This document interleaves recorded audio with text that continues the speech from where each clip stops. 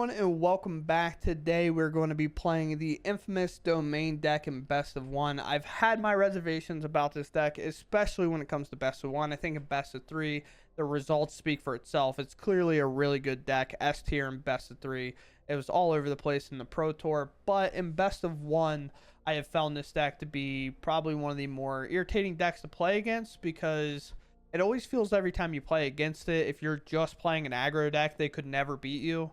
But the time that you're not playing an aggro deck, you run into Domain. So it's always that weird kind of, man, I hate this deck to some extent. But the deck is cool and it is very synergistic and resolves around a lot of cards like Beanstalk coming into play, entering the battlefield, drawing a card, and if a mana value 5 or greater is cast, we draw a card, and it just happens to work with one of the kind of coolest mechanics I think has come out of Magic in a while. I definitely find this to be a little bit more balanced. I understand that they're really, really strong, but balance-wise, I think they're really, really good. Overlord of the Hauntwoods to give us an extra land. We cast it for 3 mana. Beanstalk Hill sees the 5 mana corner and draws this card, and same with the Overlord of Mistmoors. We get to make extra creatures do that, and we bring out all together by playing Zur Eternal Schemer by activating its bottom ability for 1 and a white. Target non-aura enchantment you control becomes a creature in addition to its other types and has base power and toughness equal to its mana cost. So we also get around like the impending costs of these cards. So for example, if we go Beanstalk on 2, play an Overlord on 3, we get to make that 4th mana. We get to make that 4th land drop off the Overlord, which is nice. Then if we play a 5th land, we can cast Zur while also activating Zur, bringing up the Overlord that turn, and then attacking with it again, making an additional land drop. And Zur always has to be removed in that spot because it gives that enchantment hexproof unless they destroy it in response to your target. But the cool part about it is that those auras, or the enchantments, they become creatures permanently. They don't go back if Zur is to be removed from the battlefield or anything. They stay that creature forever. They just lose the Death Touch, Lifelink, and Hexproof, which is obviously very good stat line in general. But yeah, so our Overlord comes up. This one specifically becomes a 5/5 and then can attack right away, giving us more and more value to get to our late game strategy of just removing everything that matters and playing more Overlords until we can hopefully eventually win. Outside of that, it is just maintain the board state. There is temporary lockdowns, Sunfalls, Rise in, Elspeth Smites, 4 Leyline Bindings, because it's typically 1 mana. Remove anything that matters outside of a land. Also draws off the Beanstalk. And there's a couple bullet cards in here in Pest Control and Rest in Peace. Graveyard kind of combo decks always kind of take advantage of us. So we have a Rest in Peace in here to hopefully stop that. I was playing this last night. And Rest in Peace actually won me 3 games. I played against Insidious Roots, Reanimator, and that Golgari deck that makes the creatures cheaper. I don't know exactly what it's called, but like they're like the skeleton that's a 4/2. I guess it's not even a skeleton, but then the big creature that's like 7 mana, 6 and 1, and it's cheaper for every card in graveyard and exile. But this card ended up helping us win that matchup. Outside of that, I mentioned it quite a while ago, but my grandma unfortunately passed away. I mentioned that she went to a nursing home and was not doing well, so I didn't upload yesterday. I'll be uploading this today. So if throughout the video I'm kind of in a bad mood, that's why. It's kind of, it is what it is. It sucks. I don't want to talk about it any more than that. So that said, let's go ahead and game. I don't know, it's such a good top end hand that it feels pretty tough not to want to keep, right? Because if we do get to this top end and say our opponent allows us to, it feels like we're gonna win, but this is just like a foreshadowing that they're a really aggressive aggro deck, then we might be in trouble. Play the beans. The beans. Have a way to destroy that with a get lost or something? No? Or if we don't hit land drops, we'll update. We won't win anyway. Seems like our opponent has control in their mind as well. So let us just play this now, and we'll down tick and then draw a card, I suppose, and then we'll get some information on what our opponent actually is. Most likely Jace can get removed at any point. They are Caretaker's talent. Okay. Find an additional green to get that Overlord down. Jace is in our deck. We feel pretty confident that we can grind out this game potentially. We do have only one other Jace, and we're clearly going to lose this Jace. It seems that way. I couldn't imagine any other kind of plan happening here. But what do we go for? I guess we only have one white, so our option is limited to just play the Overlord, right? But with the Beanstalk in play and our opponent not really being able to interact with it all too much here, I feel pretty confident. Unfortunately, we have to go for Overlord first instead of the Lush because of kind of the obvious reasons we want to play our Overlord. If we went for Lush, we still couldn't cast, say, this Overlord, which makes a lot of problems happen. But here we are, kind of set up. They definitely have lower cards than us. And Caretakers kind of does nothing until it starts making tokens. Temporary Lockdown is definitely a card we have to concern ourselves with. Green matter more here? I think so. Green-white definitely matters more here. A Binding is obviously a card that we are looking to find, and now we're hitting quite a bit of lands here. No way to keep up a second white source, or a third additional white source, I guess. So if we draw a Binding here, it'll be dead for the turn. We hit another land. A 2-land hand, and 2 kind of finding every land we'll ever need, apparently. So, both a good thing and a bad thing. But here we have a blocker for the flanker. No Urbrass Forge, obviously coming from our opponent here. Definitely a block. 0 chance we ever don't block here. There might be, I would say there might be a smite or something, but I don't have to trade both my creatures, especially with how much we're going to overload the board next turn, being this turn, I guess. Does playing an untapped source matter? I would assume they're just holding on to board wipes, so on and so forth. So let's attack and see if our creature gets lost here. Attack for 2. It happens. We also have a get lost for the Caretaker's talent. We just don't want them to pump up the flanker for no additional reason, really. Another Overlord I'm not even upset about, because I think getting the mana acceleration is great. And I think in this matchup, as many threats as possible, obviously, is awesome for us. Maybe I just go for a Biza here. Biza only gains life, but it's probably the only opportunity it will gain life. And it's 4 mana regardless, and our get lost is still available. So I guess we just do this. And one of these creatures can't be smited, that's for sure. And we still have our get lost available. We could have went for this Overlord, but drawing this card doesn't really necessarily do anything, and it's still the same mana cost. So Authority of the Council's creature is going to enter tapped. That shouldn't be a big deal. That was obviously their draw for the turn, which doesn't feel the best, I'd have to imagine. And Caretaker talent deck is struggling just a bit right now. Just going to keep on surveilling. I don't think the math changes our plan all too much.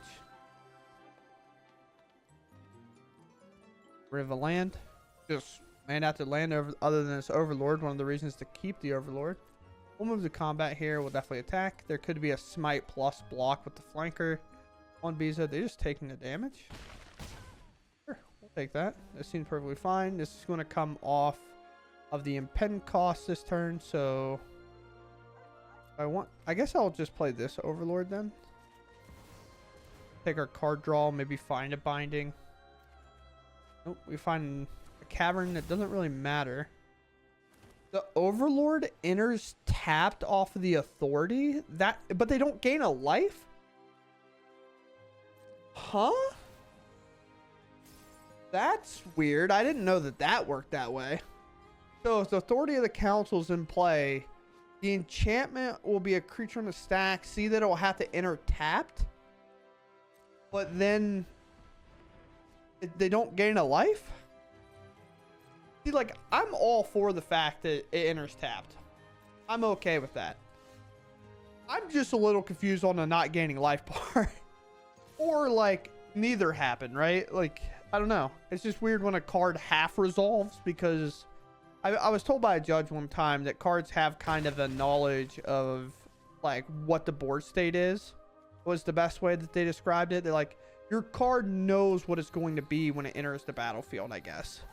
Is like the weird way to explain it. But yeah, our Beanstalk is drawn cards. Their Caretaker has not. See, look.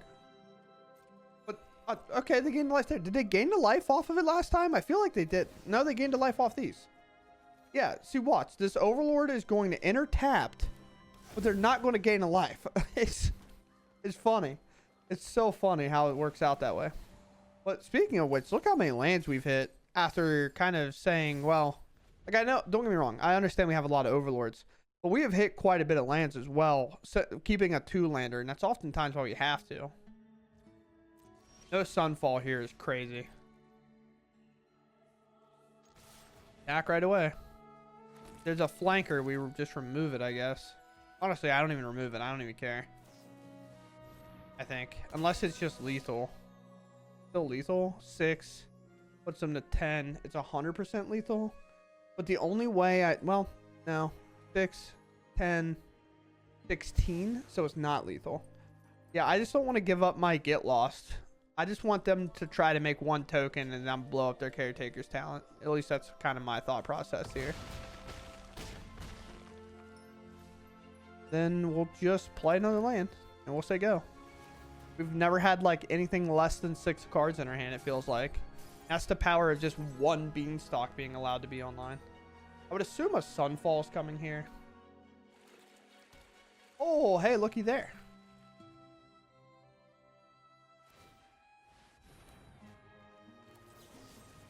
Right this up. Move that in response. They'll get no card draw. Now have to figure out how to win from this spot right here. 4 mana. They either have a Day of Judgment or they don't. And they clearly do not. They were looking to draw a card and maybe find an answer. But yeah, if the caretaker talent does not do anything in your match, mono white is typically beatable, but typically that never happens. They were 19 cards deep. They didn't really have a way to make a counter outside of this, I guess. But they never played that. We milled it over with the Jace early. But yeah, it just feels like a impossible game to win from the time that they played that, and we had to get lost held open the entire way. So yeah, we'll move on. Very cool. If you wonder what some of my complaints are about Domain and its hands like these, that hand, it was so unplayable. But we have white and a black that will be turned on by the forest for pest control, so we can keep this. Third, we play 4 of, so we can just go to the bottom. And we'll start off with the white source because we'll most likely have to play this forest, I think. Then hold up to get lost, and then we can go into pest control. But if this is graveyard shenanigans, we're definitely in trouble. No beanstalk, which would be awesome to have here. Let's play a forest. We'll most likely end up just cycling this now. Unless it's artifacts, which still could be. Do I go ahead and plan for that? I guess so. I'm going to cycle this away. Sure.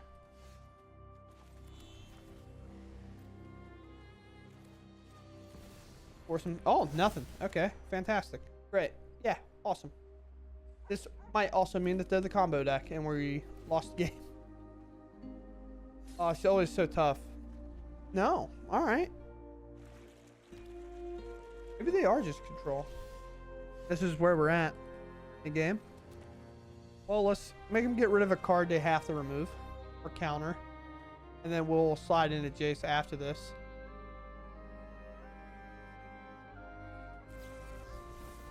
Sure.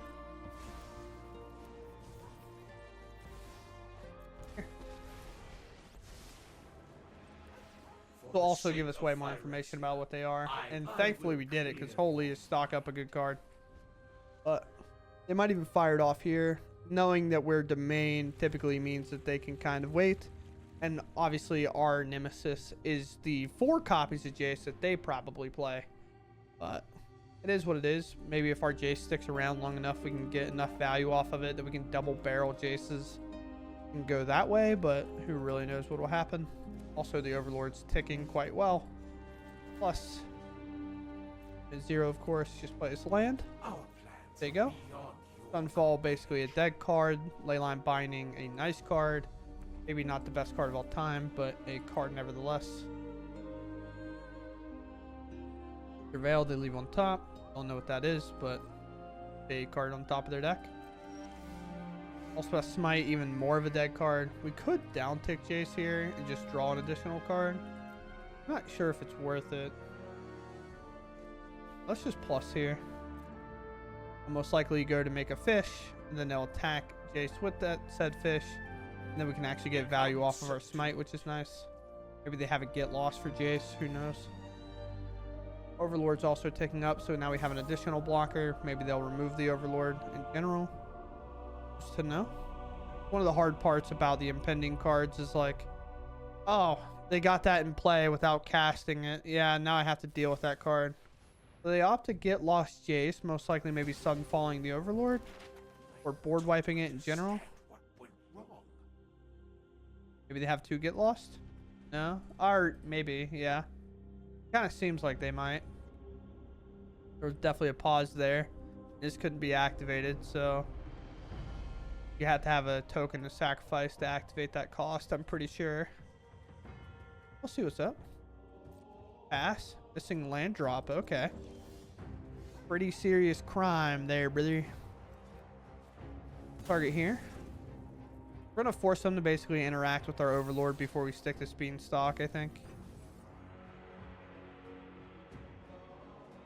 Combat. We want to keep up the extra mana so we can pay for a No More Lies, but we attack with Overlord for 7. There's a flanker, which means they can block, which is fine, but then we'll play a Beanstalk. Flanker's here for the graveyard decks, if you're curious why they're playing a card like that. But yeah, it's definitely going to have to block here. Could have responded to the trigger, but I want Beanstalk to resolve. They go for a smite or something, which they do. We'll smite back, and then we can still pay a spell pierce cost, for example. Blocker, nothing. Beanstalk. Inner. Visa's pretty cool. And then we only need 1 mana for this card, so we'll take another look at our top card. Temporary Lockdown, probably not a card we necessarily need. We're both at 43, but they play more copies of Jace than I do. So it's definitely a problem. Our 8-7 is definitely going to have to try to get there. We do have plenty of basics in our deck, including a Swamp and an Island still. So even if they blow up some lands, we're probably fine. But with this Overlord attacking every turn, we're making everywhere lands, so that demo field's not really going to matter too much. But the demo field is definitely the card they left on top because they missed a land last turn. So most likely the next card might also be a land. We might see a stock up here. I think that's the card name, right? Yeah, we might see a stock up. There's already 2. We're not halfway through yet, so realistically, based on the numbers, they're not going to see one, but you know how it be sometimes. Their mana tapped in a very inefficient way, so now we know 3 steps ahead is not available, and No More Lies is not available. So even if they put a counterspell into their hand, it's not going to do anything, whether they realize that or not right now. So kind of an interesting thing. And now our Biza can draw a card, which most likely we will do. They can't make another land drop, and they can't make a dude either. Yeah, there's a lot of weird stuff going on with how Arena tapped their mana there. This Cavern we can kind of hold.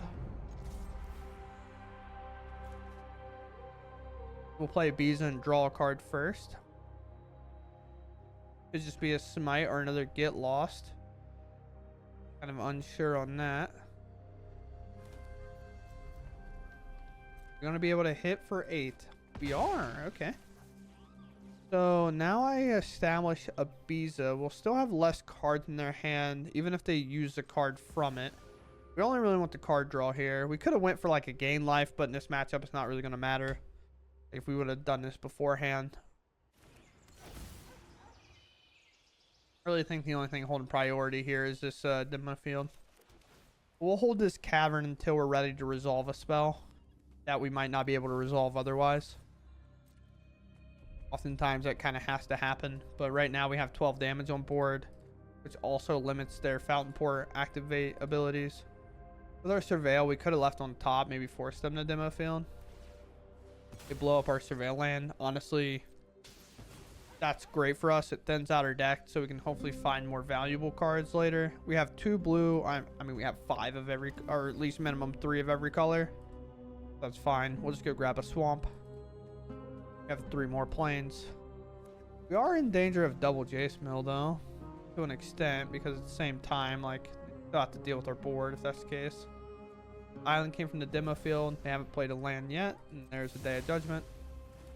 This is where the game gets kind of complicated overall, if I had to say. Another Overlord. This could be a counter spell in general, but we could definitely pay for it. So we're just going to hard cast this.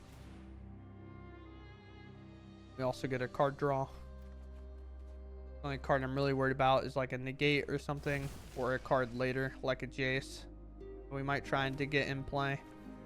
Play this now just to hit our land drops and name Avatar. We will not play this until we're ready to resolve whatever card we need to resolve. Kind of the awkward part of the game. But I do think, to a big extent, that blue-white, at least in best of one, has a big advantage. Because oftentimes we can't afford to play cards like Negate in our deck. Or oftentimes they do. This Jace is most likely just barreling on us. And what I mean by barreling is just a -5. The full 1 mil. Could just be, yeah, as you can see. That's clearly their plan. A Zert, 3 Zers go in the graveyard, and we put 1 on bottom at the beginning of the game, right? Or maybe that was the wrong game. I don't quite remember. But yeah, just another Jace here is probably going to be enough. There's a Zer. No more lines can't stop me, so we'll play Zer.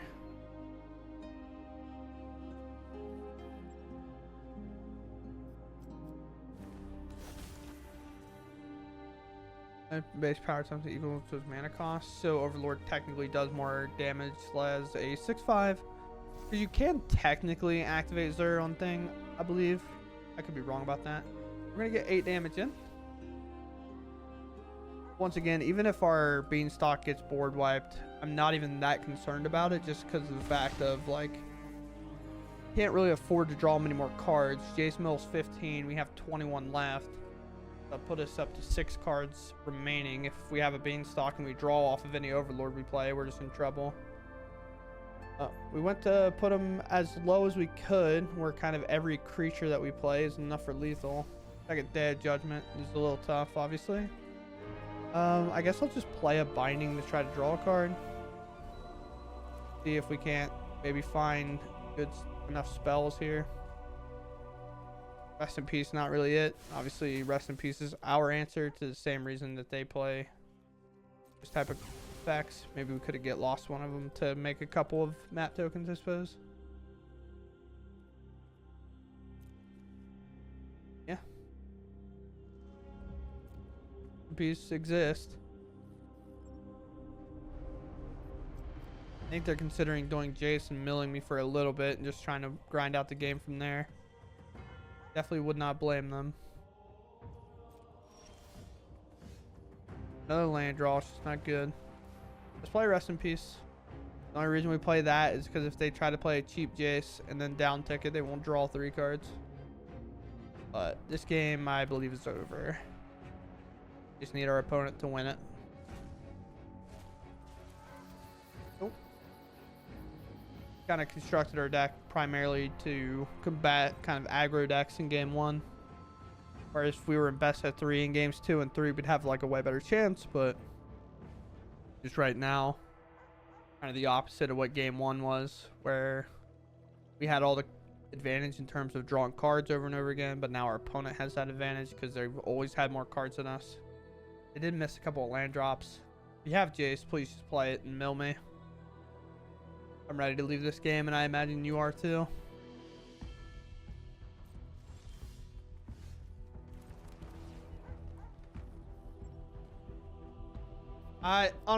I'm not waiting. I'm just conceding. This game's over.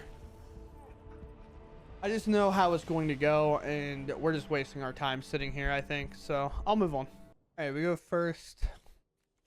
I'm not like thrilled about 2 Zers in my hand, but they weirdly are castable, so I'll keep, because worst case we play a 3 mana 1/4, I guess.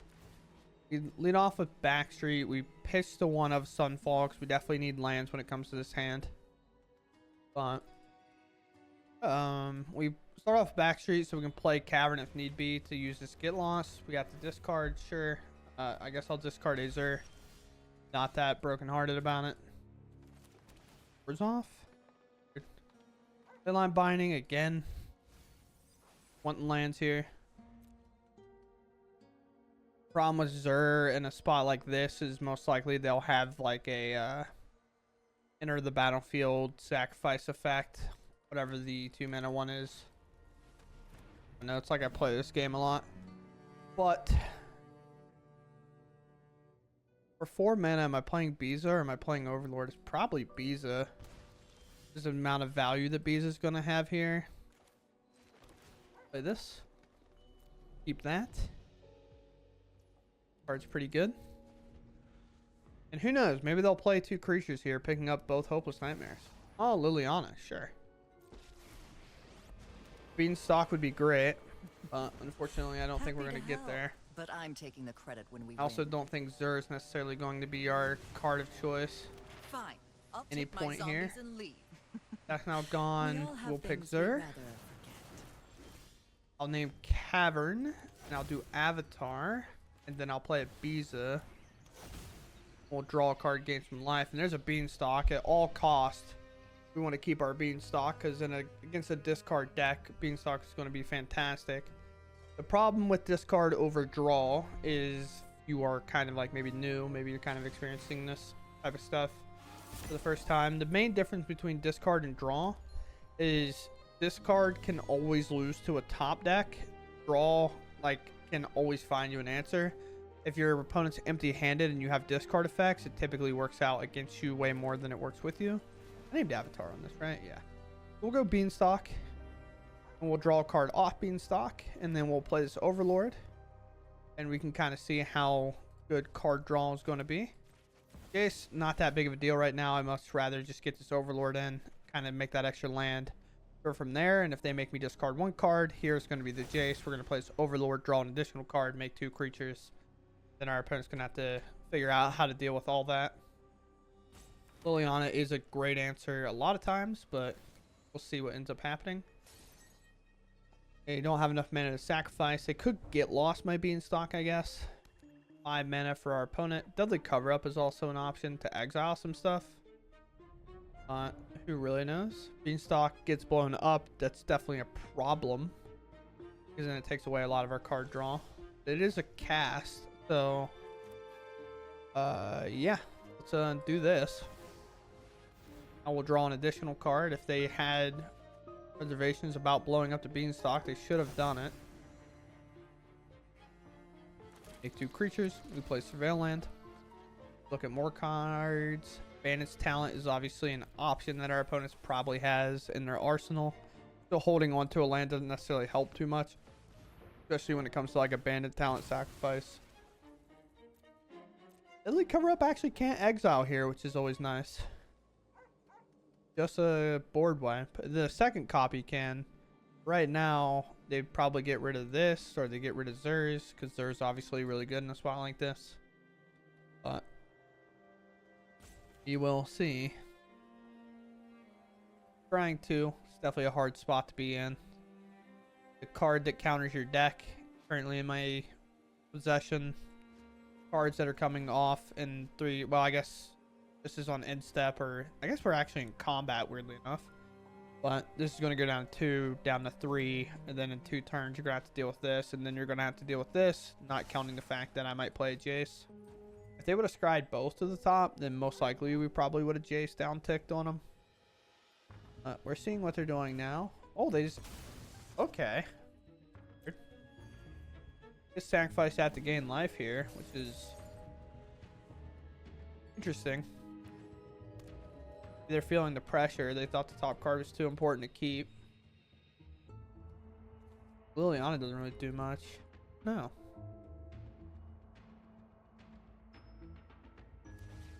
Sacrificing this now instead of on the upkeep, but they knew the top card they wanted. So I guess that makes sense to some degree. A little bit weird, because you can always wait till my end step again. Unless they're drawing a card here somehow.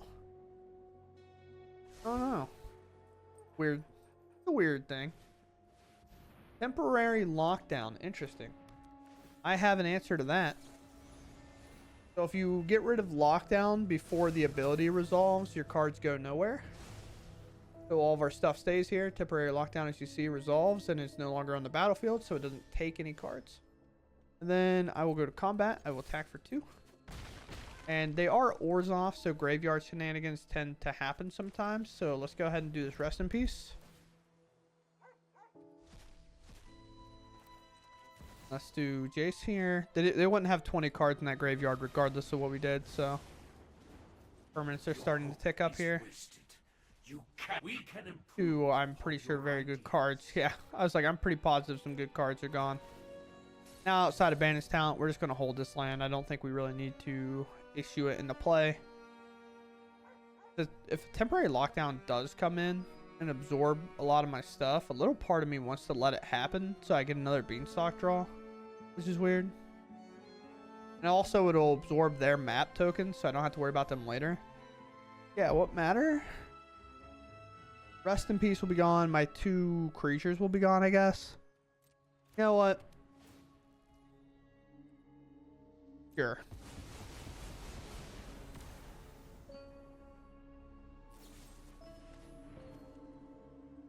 Okay. That's fine. Your victory is an illusion. Nothing more. I want this. My card, and I want it now. Oh, okay. I think that's a good game, to be honest. Let's do human. Play this. Okay.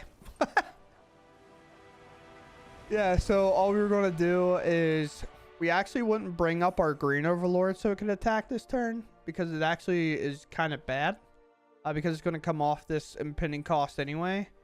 So with our mana, we would have brought up a Leyline Binding and this, and it's based off of its mana cost. So this would be 7, and then this would also be 6, so that'd be 11 damage we'd do to our opponent, which is nice. Plus probably activate a map, and then we'd activate a map, we'd attack and make a lot of 2/2s. Actually, I guess now that I think about it, I wouldn't even bring this up, because how do we lose that game? We get board wipe post that turn, which that means this would have come off the impend cost.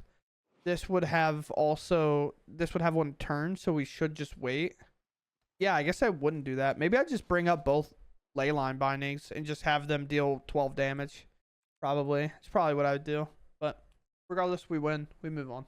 Alright. Well, our hand's solid enough, I think. Because we go Portigo and all these lands are one line. We see a Discover land. We got Caves. Saffron Olive. Is that you?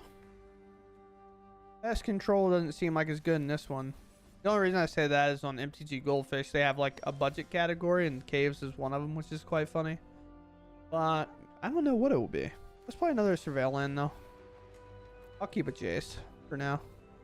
We're going to go right in this Overlord, and then we'll have kind of Jace mana and everything like that, depending on what our person does.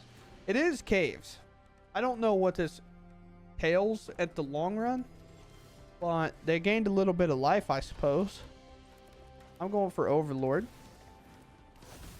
If it's a go late strategy, I feel confident in our chances of winning. But if they get to their late game a little too quickly for us, then we kind of run into trouble. I don't know if there's a random cave I have to be worried about. Sure. There's a Sunfall for us. Do I just play Jace and barrel it for 4? Or do I do a draw here? It's definitely a question to be asked, maybe answered. I kind of want to get lost this. Beginning of your end step, draw a card. That does seem like a problem. I don't think I want Jace to come in as any less here. Two. Oh, there's a Rest in Peace, which might be valuable enough. Surveil here. A land can go. Yeah, we have more caves, more caves.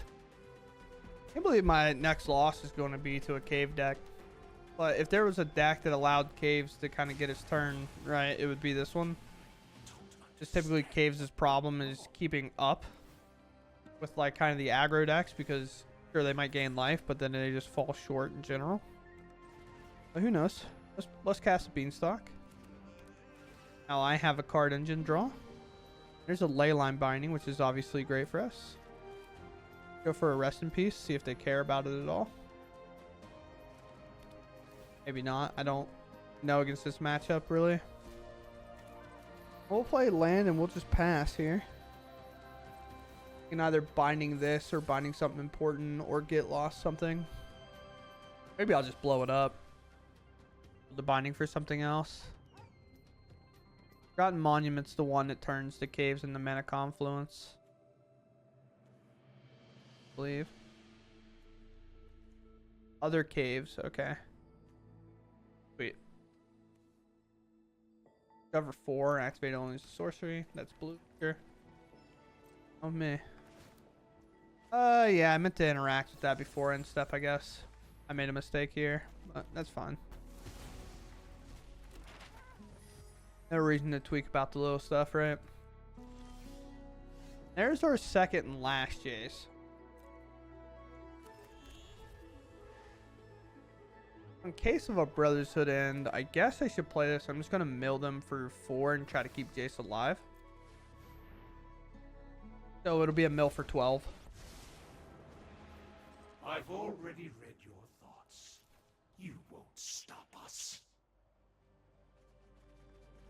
I will shatter Kind of your evaluate what's in that deck of theirs. Full time or lands make things. Oh, at least with Deadly Cover Up will never work. At least the way they hope it intends to work. But here's an Overlord now. Could be double Brotherhood end again.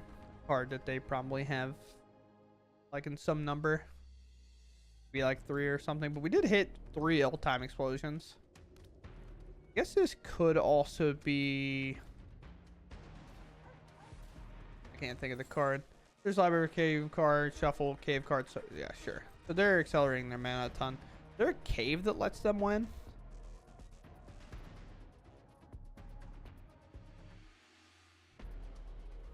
I don't know. We'll find out. 1, 2, 3. No, it's just a lot of discovering.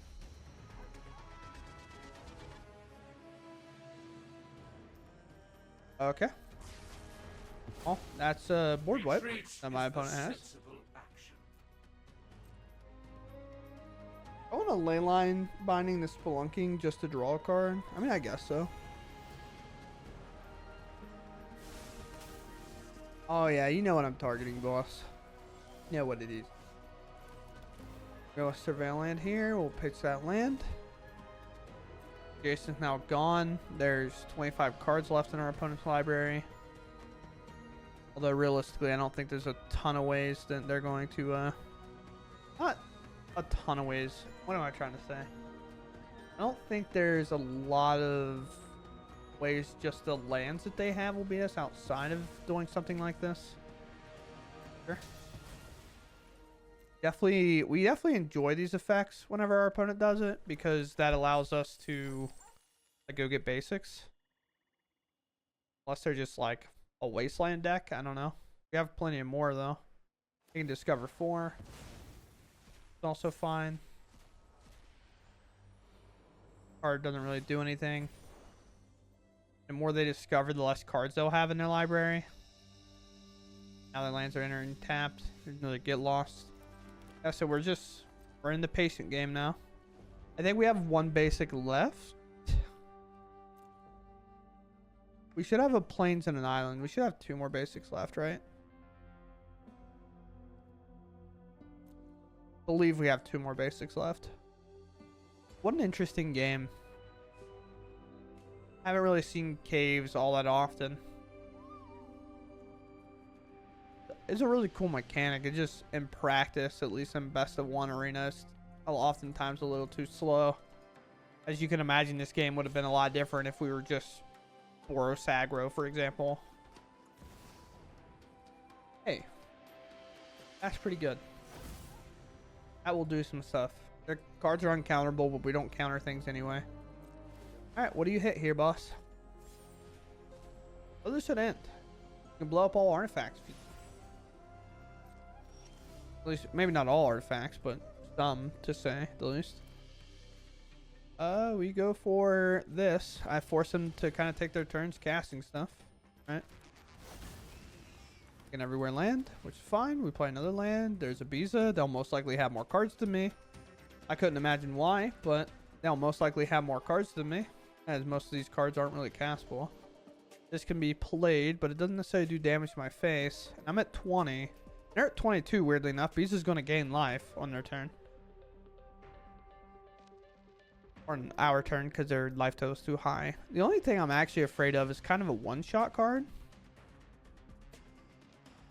The red-green card's still legal, isn't it? The one that everybody loved dearly.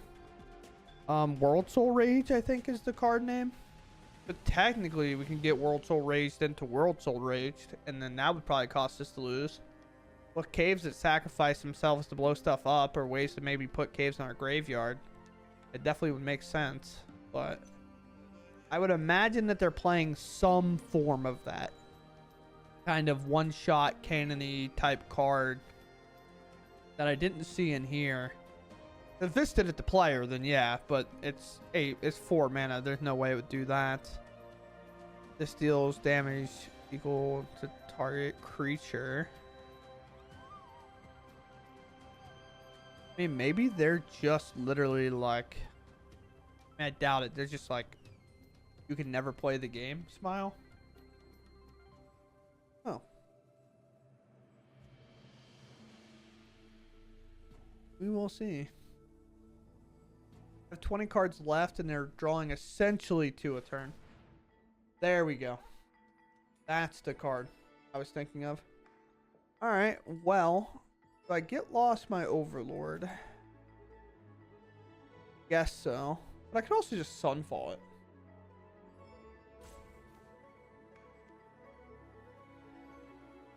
Or I just Sunfall my Leyline Binding, I guess.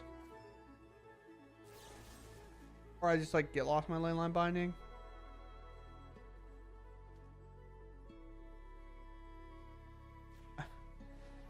The Overlord doesn't matter too much. At least in my mind right now. I think getting rid of that binding makes way more sense here. Sure. Get your Overlords, I guess.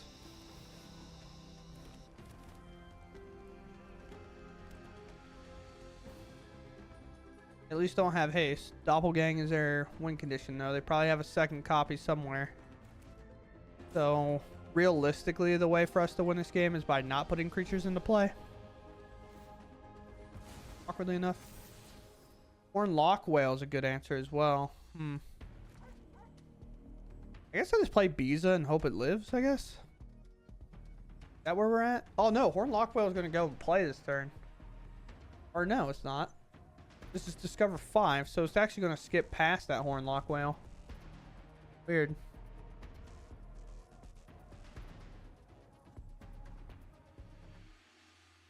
Doppelganging again?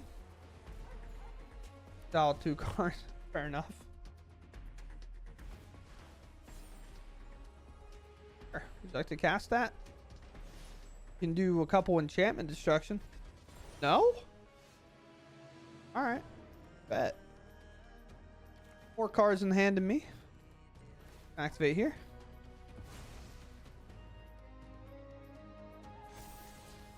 There's a pretty good one. Kind of. There's actually not that great. We're gonna draw it anyway, so. Feels like a better draw than most things, if I had to guess. Now we get to kind of defend this board pretty well. Activate here. Yes. I don't know. Does way too much damage. Unlock Whale is an option. We're definitely not attacking by any stretch. I'll just put it on the little fish. Alright. And then we'll surveil one more time. Game's going down to the wire, that's for sure. Prairie Lockdown is an option, but it really only hurts us right now. The way that these work, they still keep their 5 mana cost, but we're definitely not attacking, so they can't tuck our card with Horn Lock Whale. Doesn't make any sense. They have 1 card in their hand that seems to be instant speed. Oh, they have a treasure, right? Yeah, so they can cast Horn Lock Whale. That's could play Hornlock Whale, Brother's Hood End, and then attack, which would give you a lot of damage. Realistically. Right? I think that's the debate they're going about. Because you'll have a lot of creatures in comparison to my, what, 2 here? After a Brother's Hood End. If you double Brother's Hood End, everything's lost, so... yeah. These will block Hornlock Whale, or 7-3 will block the bigger 7-3. Do have this to blow up enchantments. Yeah, we'll block and then we'll block.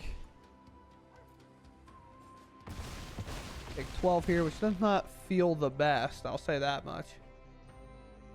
A second Hornlock Whale is the only thing I'm really truly scared of. Because of how easy that card can come in and ruin our day. I can't imagine they play many of them. Oh, they're Spelunking. Would you like to put that in play? I didn't figure. Go for a Beanstalk. We'll draw a card. We will Surveil first. Get Lost is a pretty good card draw. We'll Sunfall and draw 2 cards. A second Sunfall is obviously nice. And now we just wait, I guess. I could play Zur, bring up a thing, but it just doesn't really do me much good right now. I think I'd much rather keep up like my Get Lost. I guess I could brought up a Beanstalk, but the only problem is like they still have this to wipe my board.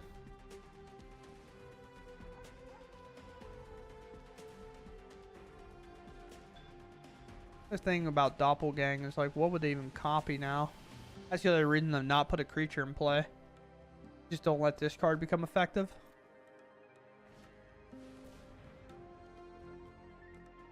Put 3/1 counters on KV control, become an elemental. Put 3/1 counters on KV control, become an elemental. Sure.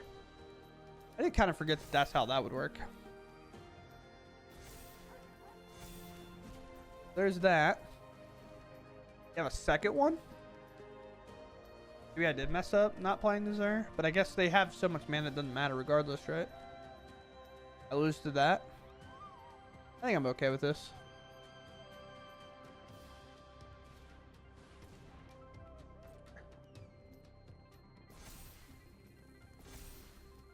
No matter what I do, 4 of these are making contact for exactly 12. What it is, brother.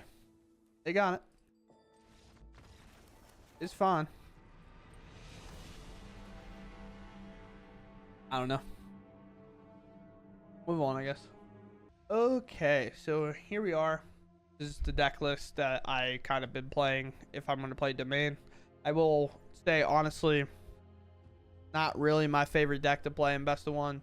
Best of 3, I entirely get it. I know it's one of the strongest decks in Best of 3. I think the format's just too wide, and it's either too quick for this deck, or we somehow can't beat the long grindy games when that's all we want to do, but you have to kind of construct a deck to be so tuned to combat the early aggro plan that we end up falling short in the late game. For example, like Control was able to play 4 copies of Jace, which like if we had in that last match, I think we probably win that pretty comfortably because we were able to just mill them out of the game. But we can't afford to do that because as soon as we do that, then the aggro matches are too much. With that said, I don't really have a whole lot to say. I think my opinion on Domain has been pretty clear when I play against it or play the deck. I just think in Best of 1, I probably, like, I don't know. And I could be wrong in general, and I might even play the deck wrong, and that's kind of whatever. But if I was ever recommending a deck to craft, I don't think I would ever recommend this one specifically if Best of 1's the format you want to play. Because 1, it's super expensive in terms of crafting materials. It's like, that's not even counting the lands, right? It's super expensive to craft. So like in budget wise, it's hard. Best of 3 are probably pretty fine, even though I think like Leyline Binding rotates out in August, I believe, of this year. Then the next rotation doesn't happen until 2027. So probably should invest in those. But with Binding gone, and I believe Beanstalk actually stays in the format.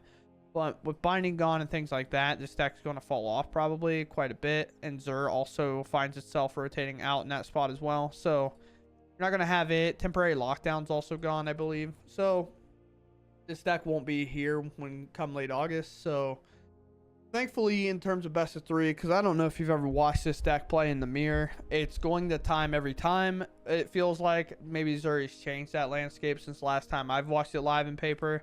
But if you play the mirror, you're probably going to time. It's a minimum close to time kind of game, 45 minutes at minimum. In best of 3 it is, but in terms of rares and mythics, it's so many. I mean, it's easier to count the non-rares and mythics as what, 6, 7, 8, 9, 10, 11 cards.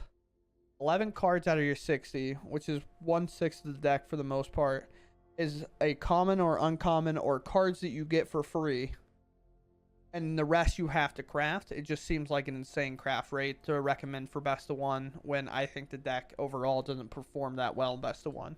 Even though we kind of went like neutral today. But that said, I hope you all enjoyed regardless. I understand I might have been a little more tilted as the beginning of the video, but maybe not tilted, maybe just a little bit off, I guess. But with that said, I hope you all enjoyed, and I'll catch you in the next one. Thanks for watching, and goodbye.